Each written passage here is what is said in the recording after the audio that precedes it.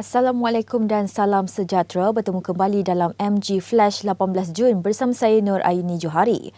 Berita utama, Menteri Dalam Negeri Datuk Seri Hamzah Zainuddin tidak menolak kemungkinan Datuk Seri Taqiyuddin Hassan akan dipanggil polis untuk dirakam keterangan. Jelasnya ini berhubung kenyataan Menteri di Jabatan Perdana Menteri, Parlimen dan Hal Ehwal Undang-Undang itu yang dianggap derhaka terhadap titah Yang di-Pertuan Agong. Menurut Datuk Seri Hamzah, sesiapa yang melakukan kesalahan hasutan dan menyebarkan sesuatu yang tidak menyenangkan sehingga menyebabkan ada pihak membuat laporan polis, kes itu akan disiasat. Katanya ini bagi mendapatkan butiran terperinci kenyataan yang dibuat oleh Setiausaha Agong PAS sebelum siasatan lanjut boleh dijalankan. Datuk Seri Hamzah berkata demikian semasa sidang media di pejabatnya hari ini. 2 hari lalu, Datuk Seri Taqiyuddin dalam satu sidang video mengeluarkan kenyataan yang di-Pertuan Agong tidak menitahkan Parlimen perlu dibuka pada tarikh-tarikh tertentu. Sebaliknya, baginda hanya menggunakan perkataan segera. Tambahan pula katanya Perdana Menteri Tan Sri Muhyiddin Yassin sebelum itu ada membuat kenyataan sidang Parlimen akan dibuka semula pada September atau Oktober yang mana hanya 3 bulan dari sekarang. PAS menjunjung tinggi titah pandangan Yang di-Pertuan Agong Sultan Abdul Ariyaduddin Al-Mustafa Billah Shah agar kerajaan segera mengadakan sidang Parlimen.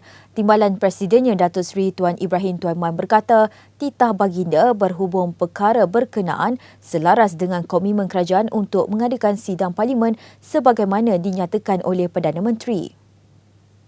Beliau juga menjelaskan PAS menjunjung tinggi titah pandangan Seri Paduka yang menekankan agar semua pihak mewujudkan suasana tenang dengan mengurangkan politiking. Langkah itu bagi memastikan kerajaan dan semua pihak dapat memberikan fokus dalam menghadapi wabak ini dan menjaga kebajikan rakyat yang terkesan akibat pandemik COVID-19. Selain itu, tindakan ini turut membuktikan bahawa institusi Raja-Raja Melayu jelas menjadi payung kepada seluruh rakyat tanpa mengira kepercayaan agama dan fahaman politik.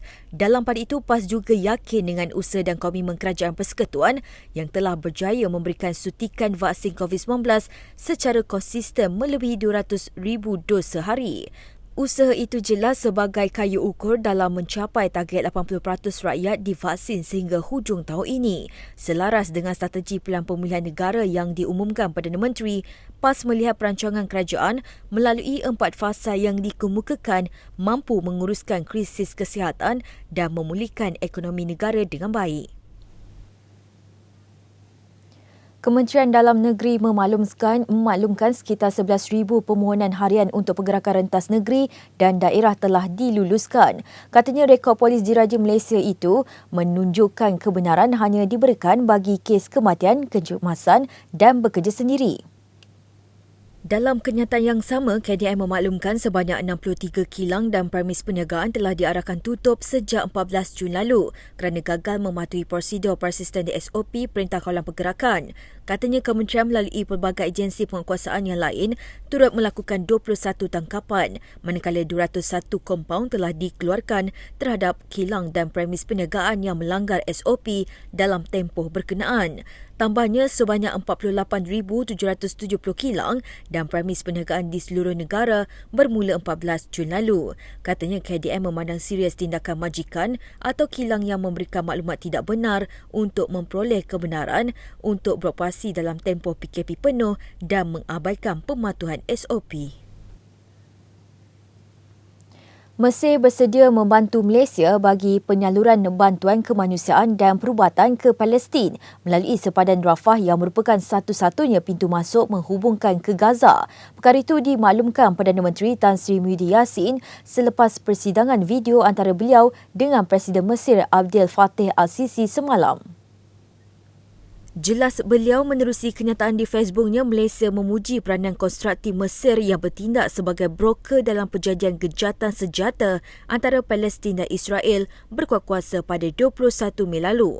Dalam pada itu, perbincangan yang julung kali diadakan itu turut memfokuskan usaha untuk menyemarakkan semula hubungan dan kerjasama dua hala antara Malaysia dan Mesir, terutama dalam konteks politik dan ekonomi. Tan Sri Muhyiddin berkata beliau mengambil inisiatif mengemukakan pandangan bahawa telah tiba masanya Malaysia mengeratkan semula hubungan dengan Mesir. Sehubungan itu, Abdul Fattah turut menyambut baik cadangan itu dan mengalu-alukan perbincangan melibatkan pemimpin tertinggi kedua-dua negara dapat dilakukan segera.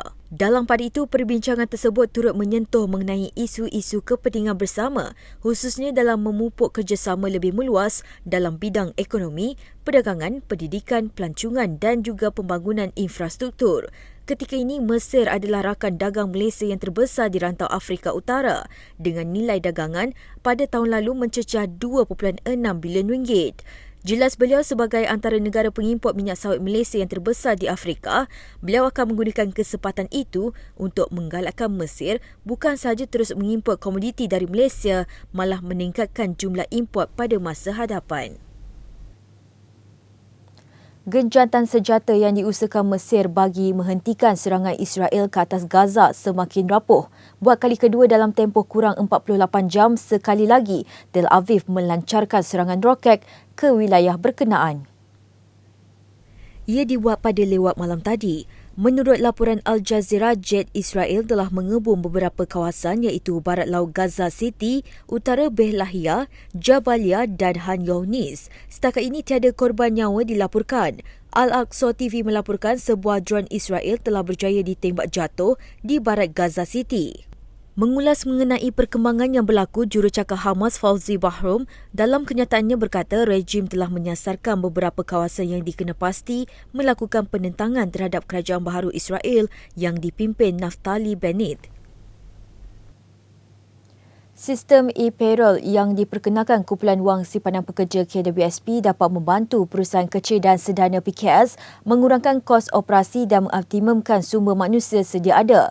Menteri Kewangan Datuk Seri Tengku Zafrul Tengku Abdul Aziz berkata, kemudahan itu membolehkan fokus PKS dan usahawan dikhususkan kepada urusan perniagaan seperti pemasaran. Tambahnya, e-payroll merupakan penambahbaikan terhadap portal iAccount bagi membantu dan mempermudahkan urusan tanggungjawab berkanun majikan termasuk caruman KWSP secara digital. Datuk Seri Tengku Zafrul berkata inisiatif e-payroll ini juga antara medium yang menyokong usaha kerajaan dalam mewujudkan jaringan keselamatan sosial yang lebih komprehensif di negara ini. Beliau berkata demikian ketika berucap melancarkan e-payroll KWSP secara maya hari ini.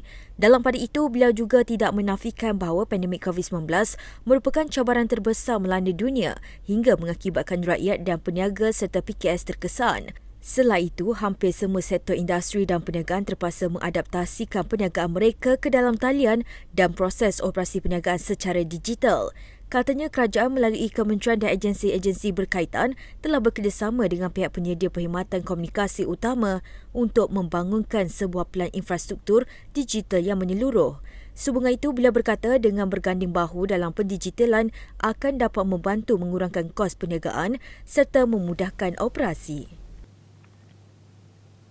Sekian dahulu MG Flash buat masa ini. Terus bersama kami untuk perkembangan terkini dari masa ke semasa hanya di platform media sosial Malaysia Gazette, di Facebook, Twitter, Instagram dan juga YouTube atau melalui portal di www.malaysiagazette.com.